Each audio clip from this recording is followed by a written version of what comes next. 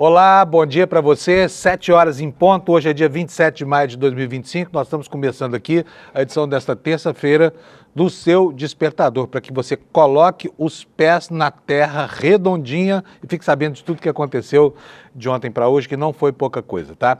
Vou começar contando para vocês aqui que houve ontem numa parada lá na Inglaterra, comemorando um título do Liverpool, né? Um atropelamento em massa, que deixou pelo menos 50 pessoas feridas, né? E segundo o prefeito da cidade, há pelo menos 4 pessoas em estado muito grave, segundo declaração colhida pela nossa produção agora há pouco, no site dos jornais da Inglaterra.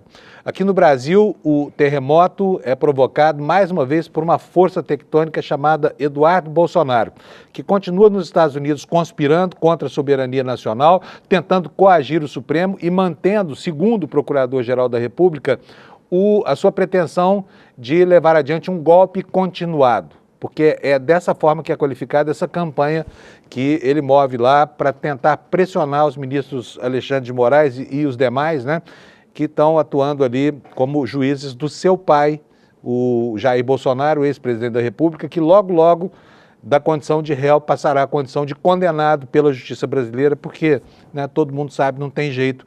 Eles tentaram um golpe de Estado, fracassaram e agora começam a pagar por aquilo que devem, né? Então nós estamos com o nosso noticiário girando em torno disso. Antes de mais nada, eu preciso dizer para vocês que ontem o presidente Lula se sentiu mal, teve uma crise de labirintite, teve que cancelar a agenda da tarde e foi até um hospital em Brasília para se tratar. Depois já está lá no Palácio da Alvorada tranquilo, né? Afinal de contas, a jornada de um presidente da República não é brincadeira. Muito mais em tempos de tensão política como os que nós estamos vivendo agora. Porque a gente, desde a semana passada, vive aí um terremoto provocado por mais um recuo da área econômica e também pela adoção, né, via decreto, de um aumento no IOF que desagradou todo o setor produtivo. E agora começa a haver aí as reações a despeito de o governo já ter recuado uma vez. Quer dizer, está tudo muito complicado. E enquanto isso, né, as almas sensíveis aos ouvidos,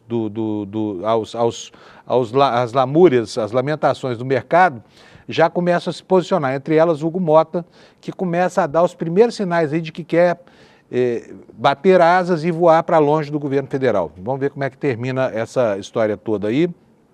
Mas o quadro político é um quadro muito complicado nesse começo de semana para o governo do presidente Lula, né? Enquanto isso, o deputado Lindbergh Farias, que é o líder do PT na Câmara, reagiu a um vídeo do deputado Eduardo Bolsonaro, aliás, um vídeo extremamente mentiroso, em que ele, mais uma vez, tenta criar um clima artificial para justificar a campanha que move contra as instituições brasileiras, tá? Então, é em torno desses temas que a gente vai levar o nosso noticiário hoje, e eu quero dizer para vocês, já vou informando aqui, tem uma ótima notícia. O Alex Amorim já se recuperou da depressão de ontem, tá? E hoje ele apareceu aqui para trabalhar. Quer ver só? Aparece aí, Alex. Bom dia. Olha aí a cara dele, tá bonitão. Tudo bem, Alex? Bom dia, Panuso, bom dia, chat. Ontem eu tava descansando um pouquinho por conta da derrota do Palmeiras contra o Flamengo. Gente, não é nada disso, ele estava de folga mesmo, a folga já estava programada, tá bom? Isso aqui é só um sarrinho que a gente tira aqui dele toda vez que o Palmeiras perde. Para sorte dele, não tem sido muito frequente esse negócio do Palmeiras perder, né? Mas, sim. Enfim, mas tomou uma traulitada do Flamengo aí 2-0.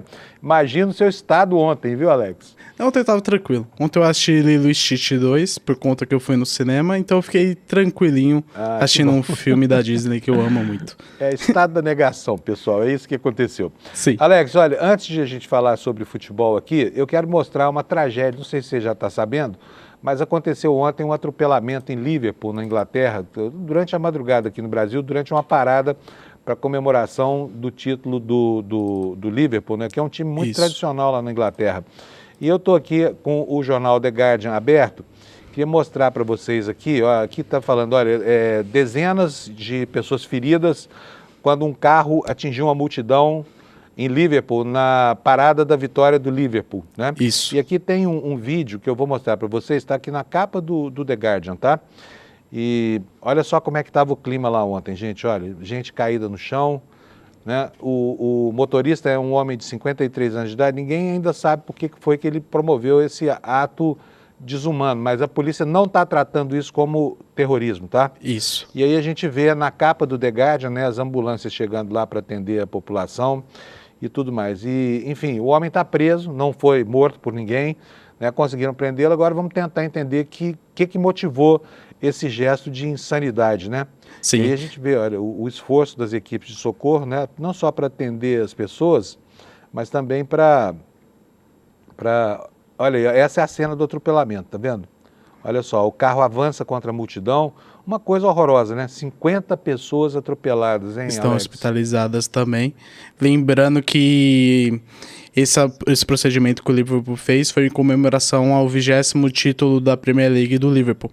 Então, não sei se é algum torcedor rival ou algo do tipo, tanto que não foi detectado o ataque terrorista porque foi uma pessoa, mas foi muito estranho e tem que ficar preocupado e fazer as análises, verificar com a polícia o que realmente aconteceu, por conta que foi uma tragédia que aconteceu em Liverpool ontem.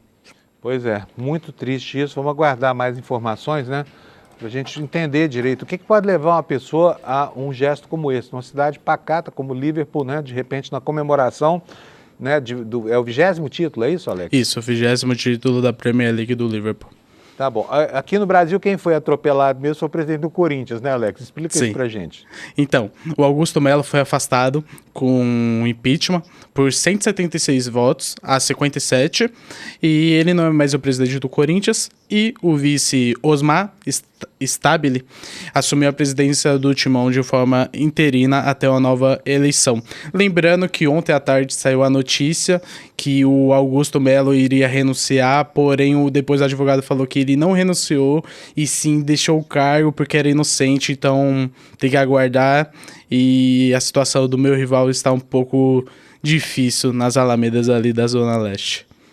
Ele falou o seguinte, ó, não é renúncia, ao contrário, eu vou participar dessa palhaçada, disse Augusto em entrevista concedida do Teatro Parque São Jorge ontem à noite, né, o Alex?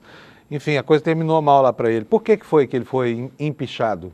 Então, é muita polêmica por conta da assinatura de contrato com a Vadibet, lavagem de dinheiro, formação de quadrilha, entre outras. E isso fez os conselheiros acionarem o estatuto do clube e solicitar esse impeachment do até então presidente do Corinthians, Augusto Melo. É isso aí, vai mexer com o cassino para ver onde você se enfia, né? Sim. Isso, aliás, essa doença está assolando o Brasil, né? A doença da jogatina, né? Bom, vamos andar com o noticiário, porque nós temos muito na área dos esportes ainda, né? Na área, a gente sempre dá um tratamento político aqui para essa questão desportiva, mas ontem o Ancelotti, que é assim que a gente tem que chamar o novo técnico da seleção brasileira, fez a convocação e deixou o Neymar de fora? Deixou. Que surpresa! Por que será que ele fez isso, hein? Então, ninguém sabe o motivo, né? Foi uma das surpresas da convocação, surpresas assim pros brasileiros, porém não é algo muito notório porque ele tá voltando de lesão e o Ancelotti ontem mesmo falou que ele faz questão do Neymar, então é aguardar ele ficar em forma que ele vai voltar a ser convocado. Algumas surpresas da lista... Falou se era nesta encarnação ou na próxima, não? Então, ainda não sabemos. Pode ser na próxima encarnação, Panuso. Muito bom, tá ótimo. Então esses são os assuntos do esporte. Jogo que é bom não teve de ontem não, né? Só teve o Red Bull Bragantino, que ganhou de 1-0 do Juventude, e foi um golaço do John. E a torcida do São Paulo se revoltou com a derrota para o Mirassol, e hoje não terá aquele famoso corredor com sinalizador no jogo contra o Talheres da Argentina. Talheres. Isso. Eles falam Tajeres lá, como se fosse com J, né? Isso. Os espanhóis ficam pé da vida. Talheres, não é Tajeres. Até travou minha língua essa palavra. Trava a língua. Alex, está sabendo que hoje vai fazer um calorão aqui em São Paulo, né? 28 graus, mas amanhã a coisa pode torcer, a porca da meteorologia pode torcer o rabinho, viu? Eu estou preparado, já vim até de short. Então você corre em casa, pega uma blusa, porque é capaz de nevar em São Paulo, sabia? Sim. Olha aí a matéria que está aí para vocês na tela, gente. A meteorologista diz que a onda polar pode provocar neve até mesmo em cidades fora das serras do Rio Grande do Sul e de Santa Catarina. Já pensou se nevar aqui em São Paulo? Seria bom. Ó, não vai nevar em São Paulo, tá? Deixa eu colocar um pouco de seriedade aqui nessa questão da meteorologia, porque isso aqui merece todo o nosso cuidado. Mas vai esfriar pra caramba, tá? E essa onda de frio já tá chegando, já tá lá no sul do país. Primeiro eu vou ler aqui para vocês o que diz aqui no G1 a Josélia Pegorinda, que é da agência Climatempo. Diz que essa onda de frio não fica restrita às áreas tradicionalmente geladas do país, não. Que pode haver fenômenos, né, como eu disse, de neve até em cidades que nunca viram neve, né? Já pensou nevar lá em Uberlândia, minha cidade, hein? O pessoal vai aproveitar para fazer esqui lá é planinho, não tem onde esquiar. Bom, a intensa massa de ar frio de origem polar que deve provocar um resfriamento significativo em diversas regiões do Brasil pode provocar neve mesmo em regiões onde esse fenômeno é menos usual, como nas cidades do Alto das Serras, do Rio Grande do Sul e de Santa Catarina, tá? Por enquanto. Não vai nevar aqui no Sudeste. A chance de o fenômeno ocorrer é considerada baixa, mas ainda assim é monitorada por especialistas, como explica a Josélia Pecorinda Climatempo. Segundo ela, a onda de frio não vai ficar restrita às áreas tradicionalmente mais geladas do país. Há a possibilidade de ocorrência de neve entre os dias 28 e 29 nas serras do Rio Grande do Sul e de Santa Catarina. No entanto, ela destaca que a neve poderá alcançar localidades menos elevadas. Por exemplo, Gramado e Caxias do Sul, né? E haverá também formação de geadas. De acordo com a meteorologista, a expectativa é de que o fenômeno ocorra a partir do dia 30, portanto, daqui a 3 dias, né, que vai ser o pico dessa frente fria. Então você aí vai se acautelando, tira o casaco de dentro do armário para sair aquele cheiro de naftalina, porque você vai precisar das suas blusas funcionando, tá bom? Para quinta-feira, tá? E aqui eu quero mostrar para vocês, no mapa de satélite do Instituto Nacional de Meteorologia, olha só, é essa coisa vermelha aqui embaixo, na imagem, tá vendo? Ó, o núcleo dessa frente fria gigantesca. A gente não vê isso há muito tempo. Ela está se deslocando aqui, como a gente vê pelas fotos do satélite, para o Oceano Atlântico. No entanto, ó, o núcleo dessa frente já se encontra lá sobre o Rio Grande do Sul, produzindo efeitos climáticos lá, né? Vamos ver aqui como é que vai ficar a primeira previsão numérica, para a gente ver aqui, olha, isso aqui é a frente fria já avançando em direção ao sudeste, que deve acontecer nas próximas horas, né? Com o núcleo dela, que ao mesmo tempo em que se encaminha para leste, para o litoral, vai também tomando uma boa parte do território brasileiro aqui do sul e logo depois do sudeste, lá na quinta-feira, né? Mas os avisos meteorológicos para hoje, para o dia de hoje, ainda são bastante modestos, né? Nós temos aqui, olha, um aviso de tempestade lá no Rio Grande do Sul. Então, o pessoal lá do sulzinho do Rio Grande do Sul, da divisa com a Argentina e Uruguai, pode se precaver porque vai chover torrencialmente lá, tá bom? E temos aqui um outro alerta de tempestade que abarca todo o estado do Rio Grande do Sul. Esse aqui é um alerta mais modesto, né? No potencial de estragos, e ele avisa aqui o seguinte, olha, chuva de entre 20 a 30 milímetros por hora, até 50 milímetros por dia, ventos intensos de até 60 quilômetros por hora, queda de granizo, baixo risco de corte de energia elétrica, mais estragos em plantações, quedas de galhos de árvore e de alagamento. Então, pessoal do Rio Grande do Sul, que se acautele, tá? Com relação ao que vem por aí. Vamos voltar aqui para o mapa. Nós teremos hoje aqui na região norte, em todo o estado do Amazonas, Rondônia, Acre, Roraima e Amapá e parte do Pará, né, ocorrência de chuvas intensas. Para o restante do país, dia seco, exceção dada a Salvador, onde o terreno está muito hidratado por causa da chuvarada dos últimos dias e o acumulado de chuvas aqui ainda constitui um risco, né, para a população. Então, tomem temência, senhores baianos, em geral. Aqui está o mapa das chuvas do Brasil, vai chover nas áreas em verde escuro, vai chover menos nas áreas verde claro, existe risco de nebulosidade ou alguma chuva de baixa intensidade no amarelo, e o amarelo claro, dia de solão, de rachar, né, em boa parte do centro do país, aqui no Cerrado e também em boa parte do semiárido. Vamos para as temperaturas. Porto Alegre teve 18, vai a 28, Florianópolis vai a 26, teve 19 de madrugada, Curitiba vai a 24 a temperatura, São Paulo a 28, Rio de Janeiro a 30 graus, em Vitória teremos 27 graus e em Belo Horizonte 26. Vamos agora para a região centro-oeste do Brasil. Em Campo Grande, a temperatura vai a 32, em Cuiabá a 34, em Goiânia a 26, em Brasília também a 26, em Palmas, nuvens com 34 graus de temperatura.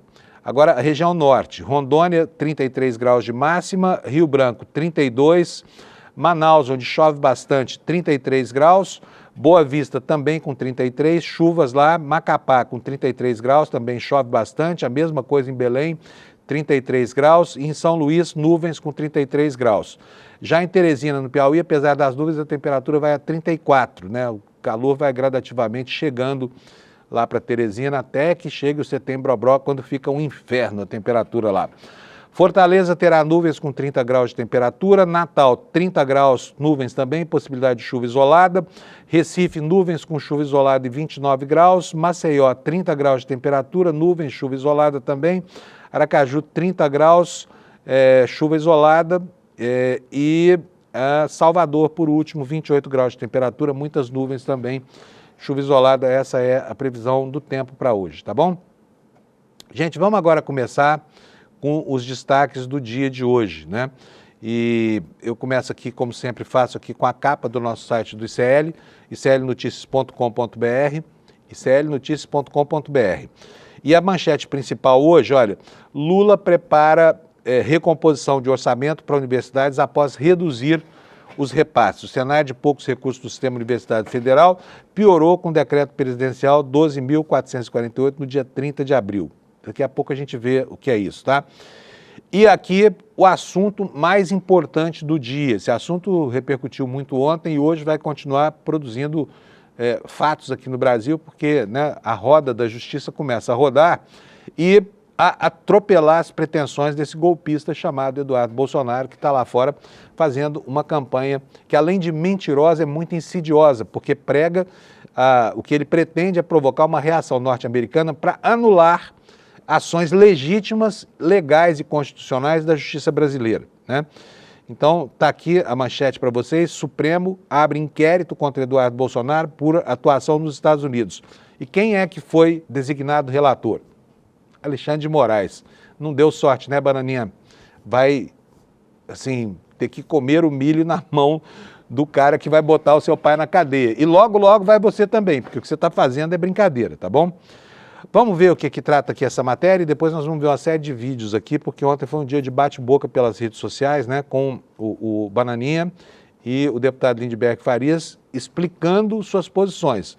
O Bananinha no ataque, o Lindbergh na defesa, mas dizendo por que tomou a iniciativa de pedir ao Supremo que fizesse o que fez ontem, que abrisse um inquérito para investigar a atuação desse Eduardo Bolsonaro, que largou mão de ser deputado para virar X9 de autoridades brasileiras nos Estados Unidos com acusações falsas, né? Então vamos lá, vamos ver aqui. Supremo abre inquérito contra Eduardo Bolsonaro por atuação nos Estados Unidos, Moraes será o relator. O Supremo Tribunal Federal abriu inquérito para investigar o deputado Bananinha por atuação nos Estados Unidos contra autoridades brasileiras. Por decisão do presidente do Supremo, o ministro Barroso, Alexandre de Moraes é o relator do caso. Por quê? Porque está prevento, né? Porque já vinha tratando de temas relacionados a essa nova ilicitude aqui. Mais cedo, a Procuradoria-Geral da República solicitou a abertura do inquérito com a citação de postagens em redes sociais e entrevistas a veículos de imprensa dadas pelo deputado. Em março, Eduardo Bolsonaro anunciou uma licença do mandato parlamentar para morar nos Estados Unidos, onde está desde o final de fevereiro. Há um manifesto em tom intimidatório para os que atuam como agentes públicos de investigação e de acusação, bem como para com os julgadores da ação penal, percebendo-se o propósito de providência própria contra o senhor Eduardo Bolsonaro, que parece crer ser uma provável condenação, diz a Procuradoria. As evidências conduzem à ilação de que a busca por sanções internacionais a membros do Poder Judiciário visa interferir sobre o andamento regular de procedimentos de ordem criminal, inclusive de ação penal em curso contra o senhor Jair Bolsonaro e aliado. Prossegue. E aí o PGR pediu para o Bolsonaro ser ouvido. Por quê? Porque o Bolsonaro é o único beneficiário desta campanha, eu repito, insidiosa, que o filho dele move nos Estados Unidos para que a maior potência militar do planeta neutralize decisões tomadas lícita, legítima e constitucionalmente por uma das instituições brasileiras, que é o Supremo Tribunal Federal. Então a nossa matéria diz o seguinte: a PGR pediu ainda que o Supremo autorize a tomada de depoimento de Jair Bolsonaro, o único beneficiário, como eu falei, dessa campanha toda, para esclarecer os fatos. Segundo a Procuradoria, o ex-presidente seria beneficiado diretamente pelas ações do filho. E aí vem uma declaração, entre aspas, aqui. Dada a circunstância de ser diretamente beneficiado pela conduta descrita e já haver declarado ser o responsável financeiro pela manutenção do senhor Eduardo Bolsonaro em território americano, então convoque-se o senhor Jair Bolsonaro. E olha, ontem, essa decisão de abrir o processo, por um lado, ela repõe o trem da justiça nos trilhos daquilo que deve ser feito, né? Que é quando há prática de um crime como esse, que se verifica aqui a partir da atuação do Bananinha, coloca-se a máquina da justiça para funcionar. Então houve a representação do deputado Lindbergh, o Procurador-Geral da República analisou e resolveu mandar instaurar um inquérito. Aí, isso era tudo que o Eduardo Bolsonaro queria, sabe por quê? Porque para eles o que interessa é estar em evidência, estar no foco do problema. E aqui nós vamos fazer algo que agrada muito a ele. Nós vamos mostrar um negócio que você certamente vai ficar com o estômago embrulhado ao assistir, tá? Que é a argumentação falaciosa desse ser das trevas chamado Eduardo Bolsonaro, que, além de não baixar a crista, ainda voltou à internet para quê?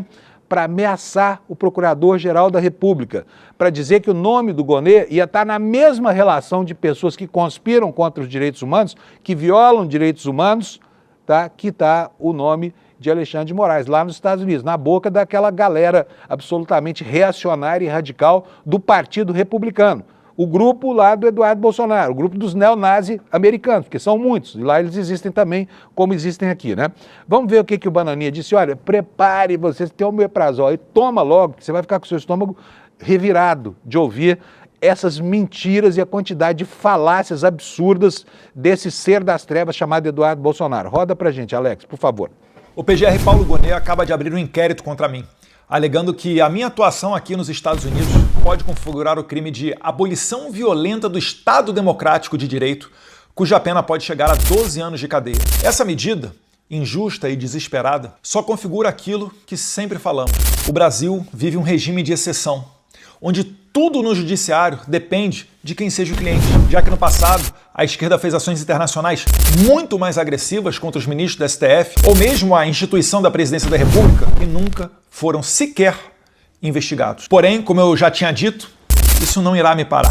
Já sabia que essa seria a reação dos serviçais do regime. Foi justamente por isso que eu fiquei nos Estados Unidos. Gonê, o seu nome é, junto com Moraes, colocado como um dos principais violadores de direitos humanos. Você se prestou ao papel sujo e covarde de prender pessoas inocentes na farsa que virou os processos tocados pelo tiranete do Alexandre. Como católico, você deveria se envergonhar. Assim como um afogado que se debate para tentar se salvar, mas na verdade só faz afundar mais. Esse inquérito consolida o ponto de não retorno. Não creio que o secretário de Estado Marco Rubio e o presidente Donald Trump irão acolher a narrativa da esquerda, desistindo de sancionar os maiores violadores de direitos humanos da história do Brasil, os encarceradores em massa de senhoras desarmadas, que agiram decisivamente na morte do Clezão e condenaram a mais de 8 anos de cadeia um congressista como Daniel Silveira por fazer um vídeo. Não. Os Estados Unidos agora têm uma chance de ouro para resgatar a sua tradição de exportadores de liberdades e democracia,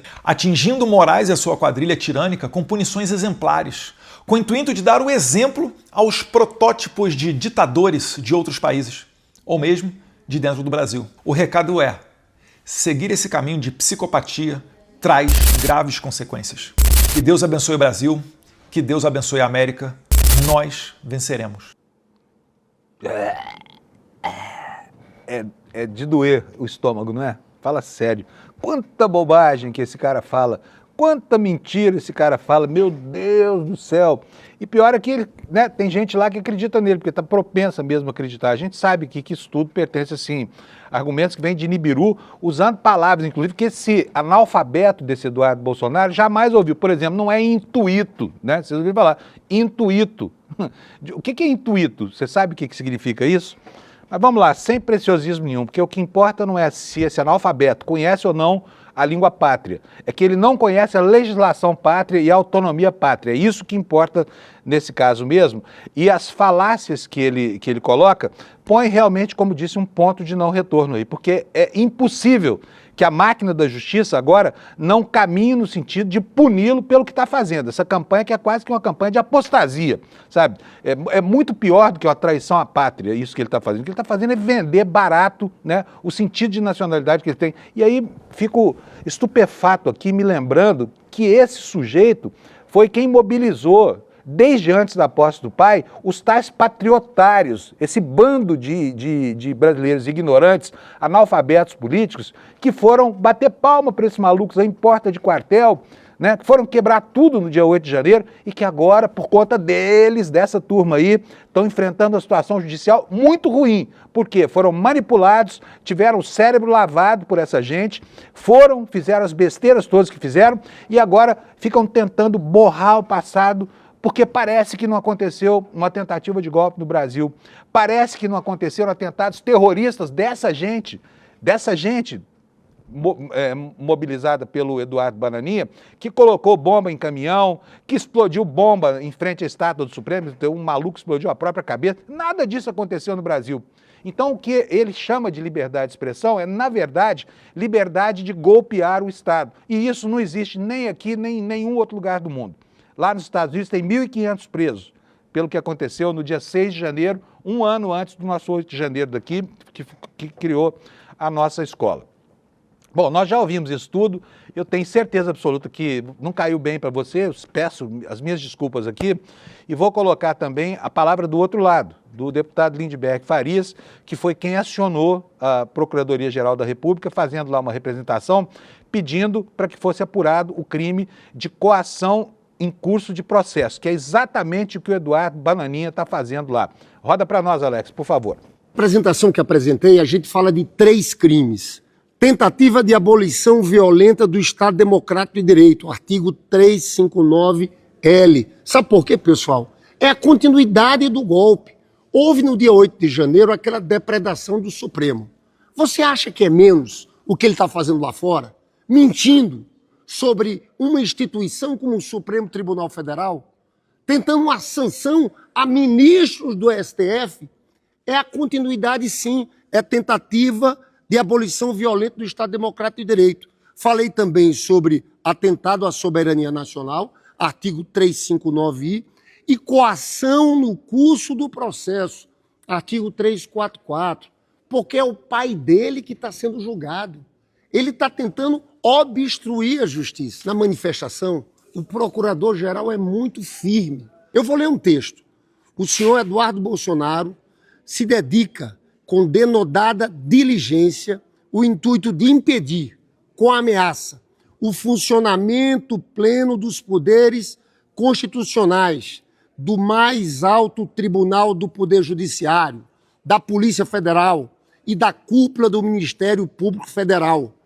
A gravidade da ameaça de pena de morte civil internacional está sendo manejada e é evidente por si. Ele fala pena de morte civil internacional porque, na verdade, eles estão trabalhando por sanções contra todos os ministros, contra o procurador-geral, contra membros da Polícia Federal, contra familiares, sanções que podem, inclusive, impedir as pessoas de usarem cartão de crédito. Eu tenho muita coisa.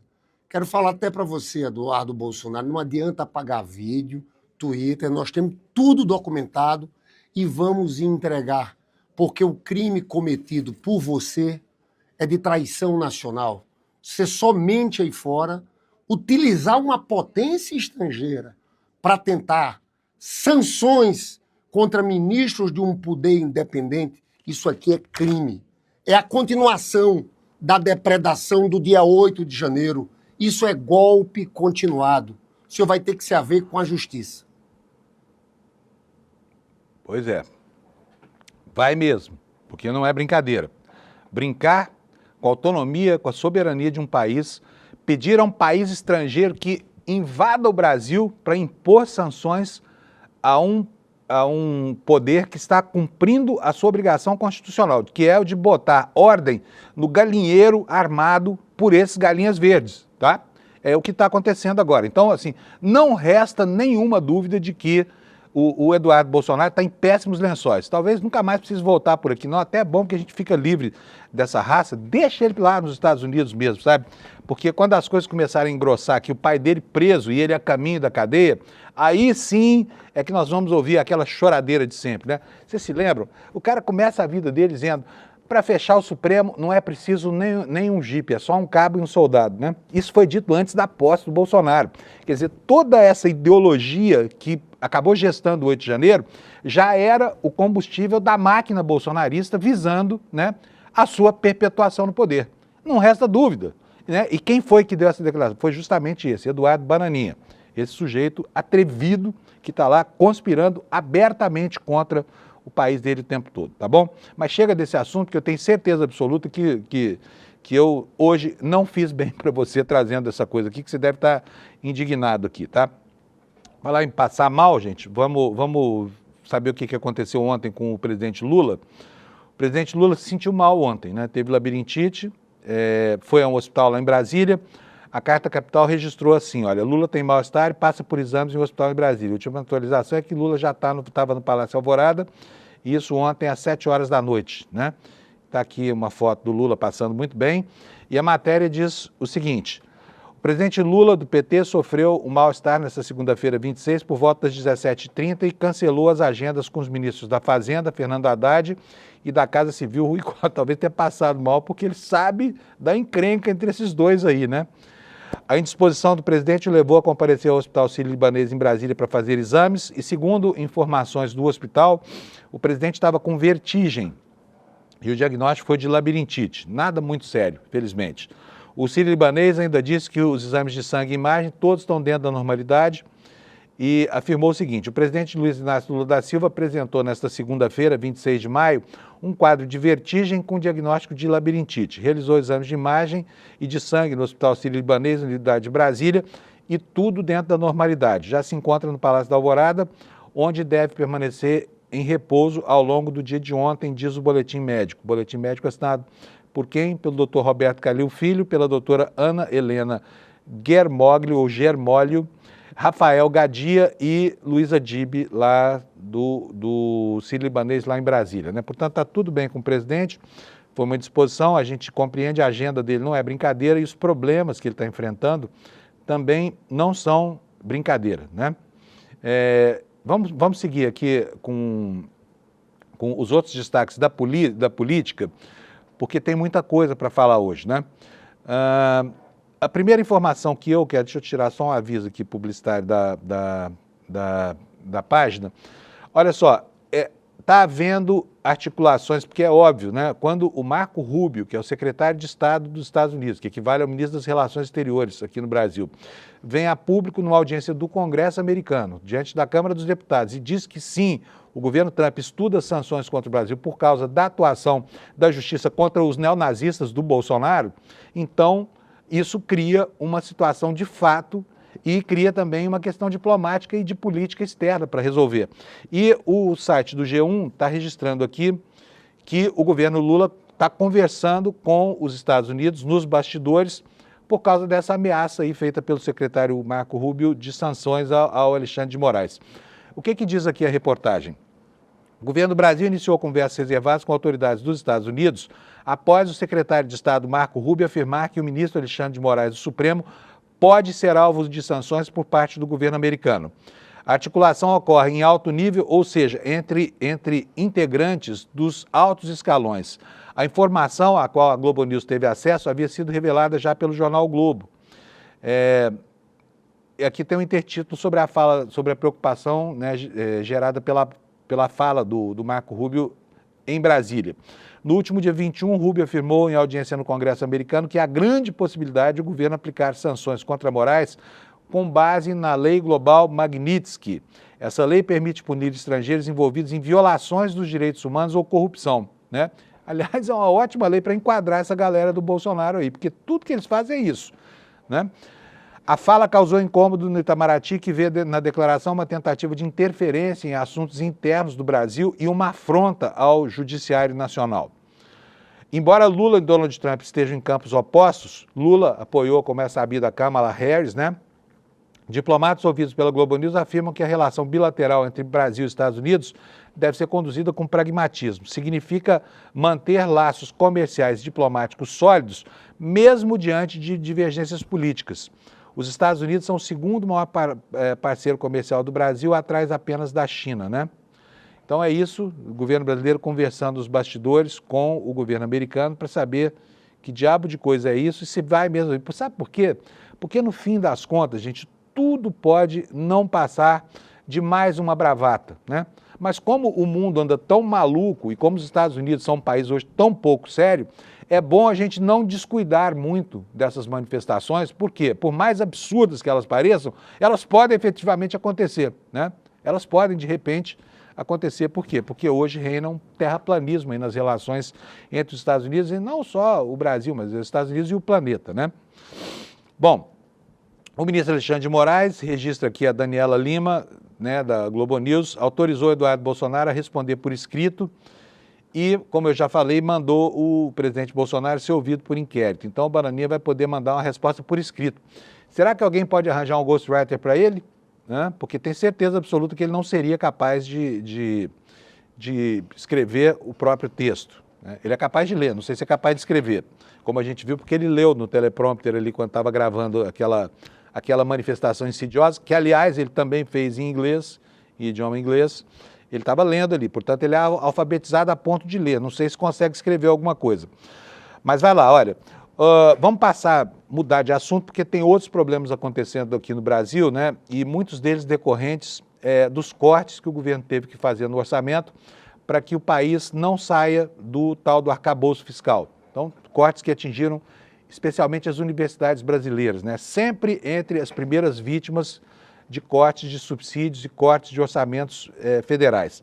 Manchete do CL Notícias aqui para vocês. Lula prepara a recomposição de orçamento para a universidade após reduzir os repasses, né? Cenário de poucos recursos do sistema universitário federal piorou com o decreto presidencial do dia 30 de abril. Vou ler aqui para vocês, matéria do Paulo Saldanha da Folha Press. O presidente Lula deve se reunir na manhã de hoje com reitores das universidades federais para tratar de medidas para aliviar as contas das instituições. Segundo informações de integrantes do MEC, o governo pretende anunciar a retomada de um repasse mensal equivalente a 1/12 da previsão orçamentária do ano, que é um dos principais pleitos dos reitores. Neste ano, o cenário de poucos recursos nas universidades federais piorou com o decreto presidencial 12448, de 30 de abril, que remanejou o orçamento discricionário, aquele que não é obrigatório, dessas instituições. Os repasses mensais a elas foram fracionados em 18 partes, né?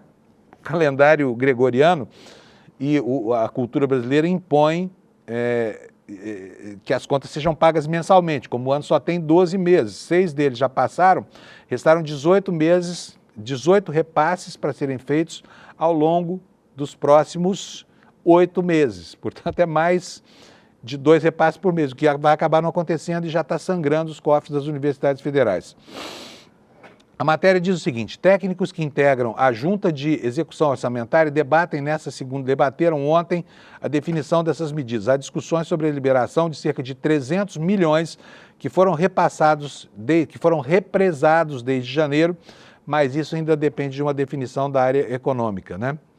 E aqui a informação no site do ICL também de que o orçamento do governo Lula para as universidades fica abaixo dos antecessores, o que é péssimo, né? Muito ruim mesmo. O governo tem a intenção de preservar o MEC no bloqueio de verbas que será aplicado a toda a esplanada da ordem de 31 bilhões de reais, mas isso ainda depende de acertos finais. Tendência, no entanto, é de que algumas das medidas sejam realizadas por meio de remanejamento de valores que deveriam ser destinados à pasta. O orçamento discricionário das universidades federais sob Lula permanece abaixo do registrado durante os governos Temer e Bolsonaro. Olha, isso é horrível, né? Antes da pandemia. Esse tipo de verba é utilizado para despesas rotineiras das instituições, como contas de água, luz, internet, contratos de limpeza e vigilância, manutenção predial e compra de materiais. 2024 fechou com 5 bilhões de gastos discricionários nas universidades, um valor muito menor do que antes da pandemia. Uma lástima, Uma lástima a situação em que o país chegou. Agora, para pagar banqueiro, agiota, sobra dinheiro, né? Por quê? Tem a regra de ouro que fala o seguinte: o governo não pode fazer nenhuma despesa que endivide o país, a não ser para pagar juros da dívida. Então, os banqueiros vêm primeiro, tá? Não bastasse a choradeira toda, porque eles participam da divisão de todo o bolo tributário. Fazem do Estado brasileiro uma máquina de tirar dinheiro de pobre assalariado com um contrato em carteira para entregar para os maganos, donos dos bancos. Para eles não falta dinheiro nunca. Não falta e nem pode faltar, porque a Constituição protege, a legislação protege, e quando o governo tem um arrobo de autonomia, eles vêm com movimentos de protesto aí que causam prejuízos gigantes na balança comercial, nas reservas do Brasil. Para quê? Para tentar fazer com que os privilégios deles sempre permaneçam como estão, tá? E isso só vai mudar no Brasil o dia que tiver aqui, sei lá, uma nova ordem institucional, porque a cada mudança da legislação ou da Constituição, esses banqueiros amealham mais e mais poder, né? Não é à toa que o Lula está se sentindo mal aí. Não é à toa que isso tem acontecido, né? Bom, sobre essa história toda do Lula em relação ao orçamento e a questão política, eu tenho aqui uma outra matéria do jornal O Globo, falando sobre o ambiente de pressão que está aí mudando, né, ameaçando mudar certos posicionamentos no Congresso Nacional. Está aí a manchete para vocês: ofensiva do setor privado eleva a pressão sobre Mota pela anulação do aumento do IOF e amplia a crise. As confederações empresariais divulgaram um manifesto pedindo ao Congresso que avalie a anulação do teor do decreto do governo. O presidente da Câmara rebate as declarações do Haddad. Portanto, o Hugo Mota aqui está se posicionando contra as medidas do Haddad, que não consegue fazer absolutamente nada. Está lá, ó, com pés e mãos amarrados, né? A matéria nos diz o seguinte: confederações que representam o setor privado brasileiro, do comércio à indústria, divulgaram ontem um documento criticando a decisão do governo de elevar o IOF. O manifesto faz um apelo para que o Congresso se debruce sobre o tema e avalie com responsabilidade a anulação do terceiro setor do governo.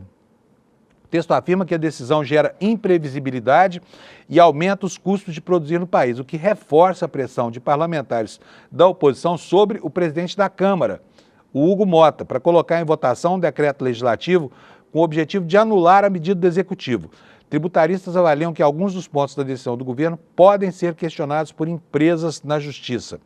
As entidades empresariais signatárias do manifesto são Confederação Nacional das Empresas de Seguros Gerais, Previdência Privada e Vida, Saúde Suplementar e Capitalização, a Conferência Nacional do Comércio de Bens, Serviços e Turismos, Confederação Nacional da Indústria, Confederação Nacional da Agricultura, Organização das Cooperativas Brasileiras, Confederação Nacional das Instituições Financeiras e Associação Brasileira das Companhias Abertas. São essas entidades. Manifesto publicado na noite de ontem, fim de um dia de altíssima tensão em relação ao Executivo e Legislativo.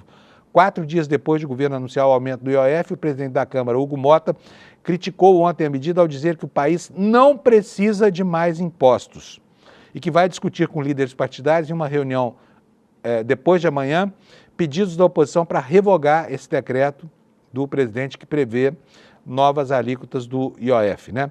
E aqui, gente, olha, com o recuo do governo fica difícil sustentar, né, que os rentistas brasileiros que mandam recursos para fundos de investimentos no exterior tenham que pagar só 1,1% de IOF e todo o restante, inclusive a classe média, né, e esses signatários desse documento, têm que pagar 3 vezes mais IOF.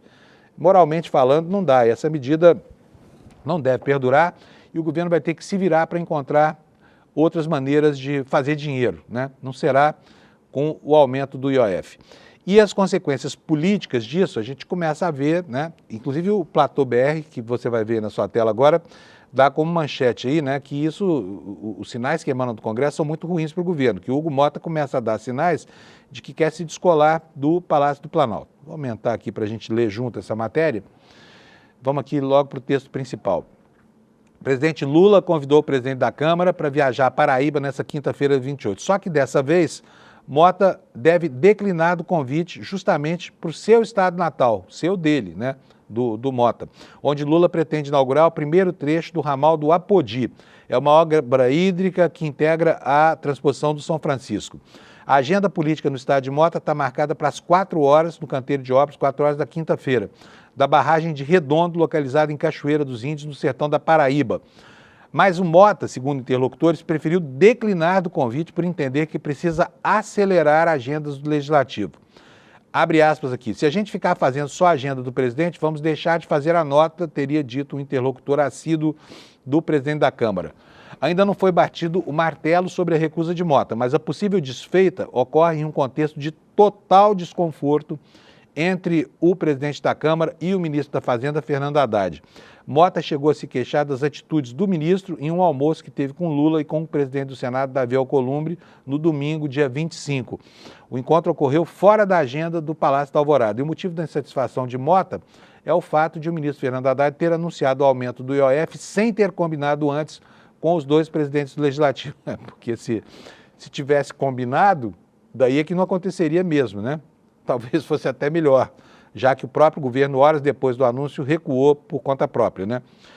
No entender de Mota, continua aqui o Platô, Haddad, além de não combinar com a medida, ainda jogou a responsabilidade do aumento da arrecadação e da responsabilidade fiscal sobre o Congresso, e isso ele considera injusto. Então, nessa segunda-feira, ontem, o presidente da Câmara reagiu nas redes sociais, demonstrando insatisfação com a postura do ministro. Não citou nomes, mas disse o seguinte: lembrando o que disse logo que assumiu, o Estado não gera riqueza, o Estado consome. Quem paga essa conta é a sociedade. A Câmara tem sido parceira do Brasil, ajudando a aprovar os bons projetos que chegam ao Executivo e assim continuaremos. Mas quem gasta mais do que arrecada não é vítima, é autor. O Executivo não pode gastar sem freio e depois passar o volante para o Congresso segurar. O Brasil não precisa de mais imposto, precisa de menos desperdício.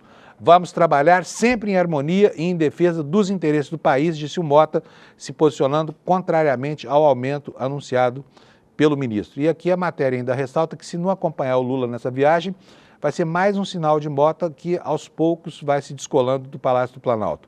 Outro foi dado no início do mês. Apesar da insistência do presidente, o deputado passou a incumbência de acompanhar o presidente Lula na viagem à Rússia e à China para o segundo vice da Câmara, o deputado Elmar Nascimento, do União do Brasil, e Mota, nesse momento, estava em Nova York, tá? Portanto, não foi com Lula. Essa é a informação. Seguindo aqui com o noticiário, também está no Valor Econômico, você pode ver aqui a manchete na tela, não vou me estender sobre isso aqui, mas ele criticou, né, e está dizendo que a Câmara pode barrar a medida, né? E aí, o que fazer para tapar o rombo, né, dessas despesas que seriam cobertas com o aumento do IOF.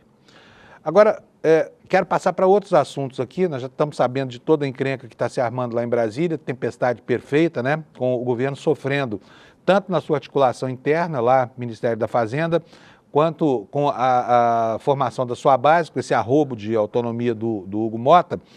E vem mais por aí, hein, porque a oposição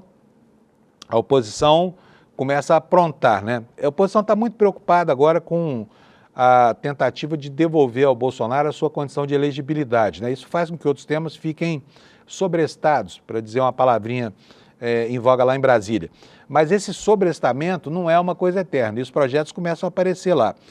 Olha esse que a coluna do Estadão está revelando hoje, né? Com a Rosiane Kennedy. Rosiane, que é ótima jornalista. Bolsonaristas preparam drible no Supremo para inviabilizar o quê? O uso de câmeras corporais pelas polícias militares. Eles não se conformam com isso, porque você sabe que o bolsonarismo é sinônimo de violência policial. Eles são a favor do massacre, eles são a favor da chacina, eles condecoraram milicianos. O Bolsonaro já cansou de dar declarações de que bandido bom é bandido morto. Chegou a exortar milícias do estado do Espírito Santo para atuar no Rio de Janeiro. Olha só, então esse pensamento, a cultura da morte, do extermínio, da pena de morte imposta, né, por vontade de policiais militares que nem têm nem discernimento para raciocinar sobre questões de legislação e de vida e morte, essa coisa toda, mas eles querem que esses policiais possam matar a população e sem nenhum tipo de limite. E agora estão fazendo um projeto, que é esse que a Rosiane está contando aqui para a gente, né, que é um descalabro completo. Vou ler aqui para vocês, tá? Deputados bolsonaristas tentam aprovar um projeto de lei que pode tornar inócuo o uso de câmeras corporais por policiais. A proposta vai ser votada hoje, dia 27, pela Comissão de Segurança Pública da Câmara e dá um drible no acordo homologado neste mês pelo Supremo Tribunal Federal e em regras do Ministério da Justiça. A proposta, gente, olha só que absurdo, proíbe o uso de imagens de câmeras corporais como provas criminais contra policiais militares. Como um dos objetivos dessa política pública é fiscalizar a atividade policial, na prática, o texto inviabiliza tudo. Está entendendo o que estão fazendo? Quer dizer, o cara está lá, no meio de uma ação policial, aí ele atira para matar, ele extermina alguém, ele abusa da sua autoridade, abusa da sua covardia. A câmera no corpo dele registra tudo, isso não serve como prova contra ele. Que mundo é esse que essas pessoas vivem? Quem apresentou o projeto foi um cara chamado Capitão Augusto, do PL daqui de São Paulo, no ano passado. E no último mês, o relator, que se chama Coronel Ulisses, quer dizer, fica por conta da mentalidade de gente que está acostumada a matar mesmo, né? Gente que está arrogando para si o direito de exterminar vidas, que é o que esses caras fazem, né? Ele aumentou o alcance do texto, não só para policiais militares, mas vale para tudo quanto é profissional de segurança pública, essa excrescência aqui, tá bom? No último dia 8, o Supremo homologou um acordo em que ampliou o uso de câmeras pela Polícia Militar de São Paulo em uma ação movida pela Defensoria Pública Paulista. Os equipamentos deverão ser ativados automaticamente caso o policial interrompa a gravação durante uma ocorrência, mas nada os obriga a ligar a câmera durante uma ocorrência, né? Especialistas criticaram o modelo anterior que deixava a cargo do policial começar a gravação por dois motivos principais. Primeiro, a medida dá margem para o policial escolher o que registrar e o que ocultar, né? E a segunda razão é que o agente coloca a própria vida em risco se precisar ele mesmo acionar o mecanismo durante um tiroteio. Já pensou? Espera aí, bandido, deixa eu acionar aqui minha câmera porque agora eu quero registrar o que eu vou fazer, ó. Agora vamos voltar ao tiroteio. Isso, é um absurdo, mas vai estar em votação hoje lá na Comissão de Segurança da Câmara, tá? E aqui em São Paulo, nós estamos vivendo em algumas escolas um fenômeno típico, como anota muito bem aqui o site Brasil de Fato, dos piores tempos da ditadura brasileira. Sabe por quê? Porque o prefeito da cidade, ele resolveu purgar do serviço público diretores que não se subordinam a ele, né? Diretores que têm autonomia demais. Afastou 25 diretores de escolas, a comunidade está pé da vida com essa história toda. E a técnica utilizada para afastar os caras é um absurdo, tá? Por quê? Não é um afastamento formal, é um convite para um curso. Vamos ver o que nos conta aqui o Brasil de Fato, e com uma foto aqui da manifestação de pais, de alunos, né, e da comunidade também dos professores, que não se conforma com o que está acontecendo aqui em São Paulo. Aqui são 25 escolas, como eu falei, mas a matéria começa descrevendo o quadro em uma delas. A comunidade da Escola Municipal de Ensino Fundamental Espaço de Bitita, que também oferece educação de jovens e adultos no bairro de Canindé, na zona norte de São Paulo, realizou uma manifestação ontem, segunda-feira, contra o afastamento do diretor da comunidade, que se chama Cláudio Marques da Silva Neto. É um dos 25 diretores da rede municipal que foram afastados. Afastados por quê? Foram convocados para um curso de formação. Na prática, a convocação representa um afastamento dos servidores sem o devido processo legal, já que esse curso, sabe quanto é que ele vai durar? Ele vai durar até o fim do ano, 9 horas por dia, entupindo a agenda desses professores aqui de obrigações, e isso acaba inviabilizando, né, a direção das escolas. Sem o impedimento legal, o diretor afirma que não deixará a escola. Ele falou que não vai sair da escola. Ele falou, eu posso até comparecer a esse curso, porque regimentalmente eu sou obrigado a acatar essas convocações. Não são convites, tá? São convocações. Mas não estou afastado da escola, porque não estou com impedimento legal. Eu não vou acatar nenhuma orientação verbal de não vir para a escola e vou proibir que o interventor assine qualquer documento legal da escola, porque eu não estou impedido legalmente, disse o diretor dessa escola lá no Canindé, ao Brasil de Fato. Essa convocação foi feita por meio de um ofício assinado pelo secretário municipal de Educação, Fernando Padula Novaes, publicado no Diário Oficial na sexta-feira passada, para que os servidores retornem para suas unidades e promovam um trabalho pedagógico que resulte em melhorias. No comunicado ele diz o seguinte, faz-se necessário assegurar a formação de gestores que atuem de forma propositiva, visando o alcance de metas de aprendizagem em cada unidade, diz um trecho do ofício, né? A matéria nos conta também que as deputadas federais Sâmia Bonfim e Luciane Cavalcante, do PSOL de São Paulo, e os vereadores Eliseu Gabriel e Hélio Rodrigues estiveram lá nessa manifestação em apoio a esses diretores. E a Sâmia disse que o Ricardo Nunes está utilizando um método da ditadura, que é o da intervenção em espaços escolares. Abre aspas aqui para a deputada Sâmia Bonfim. O Bolsonaro tinha feito isso também com os institutos federais, substituindo diretores escolhidos pela comunidade para botar a gente dele lá. E não é uma coincidência que seja nessas escolas que estavam na greve de servidores. Então, ele está fazendo uma intervenção política com o objetivo de retaliar, mas também de privatizar, que vai contra o princípio da gestão democrática e vai contra os interesses públicos, né? Disse aqui a deputada do PSOL. A colega dela, a Luciana Cavalcante, ressaltou que a gestão municipal está usando uma convocação para afastar os diretores. E ela diz o seguinte: é muito violento e criminoso o que o Ricardo Nunes está fazendo com a educação pública aqui da cidade de São Paulo e especificamente com essa escola, Espaço Chibitita. Não tem legalidade para se colocar interventor aqui dentro. Ele, Ricardo Nunes, só pode afastar depois de um processo administrativo com amplo direito de defesa, disse a deputada Luciane Cavalcante sobre essa ingerência, né, do Ricardo Nunes. E aí, o que acontece? Aqui no ICL Notícias, tá aí a matéria para vocês na tela. Opa! O que aconteceu aí, Alex? Errou, acontece. Vamos lá. Professores se recusam a assumir o cargo de diretores afastados por Nunes. Quer dizer, está causando muito mal-estar na comunidade do professorado, né? Vamos ler aqui. Ao menos 3 professores, em matéria da Folha Press, reproduzida aqui pelo nosso site, 3 professores se recusaram a assumir o comando das escolas em que os diretores foram afastados pela gestão do prefeito Ricardo Nunes na sexta-feira. Conforme mostrou a Folha de São Paulo, a Secretaria Municipal de Educação afastou os 25 diretores das escolas que teriam baixo desempenho em avaliações externas, como o IDEB. Foram convocados para participar de um programa de requalificação até o fim do ano letivo e, nesse período, ficarão temporariamente afastados da direção das unidades. No lugar desses diretores afastados, serão colocados assistentes de direção designados pelas diretorias regionais de ensino. A Folha de São Paulo apurou que ao menos 3 pessoas indicadas já comunicaram a recusa em assumir o cargo.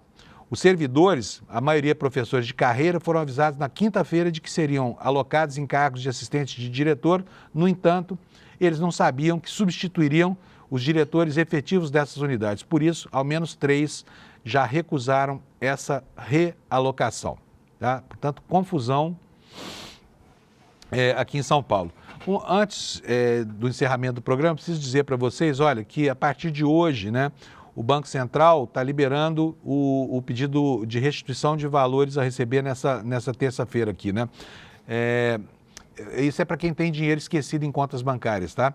Olha, a partir dessa terça-feira será possível habilitar uma solicitação automática de resgate de valores, nova funcionalidade do sistema de valores a receber que foi confeccionado pelo Banco Central. No modelo anterior era preciso fazer um procedimento manual para cada pedido de resgate. Agora, quem quiser pode automatizar as requisições e as demais funcionalidades do esquema não mudam, tá? Então você bota aí no Google dinheiro esquecido em banco, você vai acabar chegando nesse link, tá bom? Ou então entra aqui no site do ICL e procura essa reportagem. São 9 bilhões de reais, 130 milhões esquecidos pelos clientes em bancos do país, tá bom? Se é o seu caso, se você tinha alguma conta corrente, uma poupança que esqueceu, pequenos valores e tudo mais, procura saber, porque agora está fácil de reaver, não precisa mais ficar indo de banco em banco, tá? Tá tudo centralizado. Gente, é o seguinte, faltam só 2 dias para você assistir ao documentário do Malafaia aqui no ICL. Vou mostrar aqui, falar aqui para essa outra câmera aqui, Alex, porque assim a gente mostra aqui, Império Malafaia, o documentário do Igor Melo e da Juliana Dalpiva, vai ser exibido no dia 29, na quinta-feira, às 8 horas da noite. Se você ainda não pegou o seu convite para assistir, para saber melhor quem é esse pastor aí, tão loquaz, né? A voz tonitruante da reação brasileira, do reacionarismo brasileiro, não deixe de vir aqui, despertacl.com.br, faça agora, por favor, que você nos ajuda aqui nesse programa. Desculpa, hein? Pega logo o seu convite, Vamos estar todo mundo na plateia no dia 29, às 8 horas da noite, assistindo a esse trabalho de muito peso, de muita densidade da Juliana e do Igor, tá bom? A gente espera você aqui, despertacl.com.br. Rapidinho, você vai lá, antes do N1, você já terminou de fazer a sua inscrição e de ganhar o seu convite, tá bom? Você fica agora com o N1, eu me despeço e amanhã, quarta-feira, estou aqui às 7 da manhã para a gente passar o que aconteceu no dia de hoje e antecipar o que vai acontecer no dia de amanhã. Um abração para vocês, obrigado pela audiência, até amanhã. Faltam só 2 dias para a exibição do documentário Império Malafaia. Vai ser no dia 29 de maio, uma quinta-feira, às 20 horas. Você vai ver tudo o que Silas Malafaia tentou esconder por mais de 4 décadas. Assista ao vivo e descubra o que está por trás de um império construído através da fé de milhares de fiéis.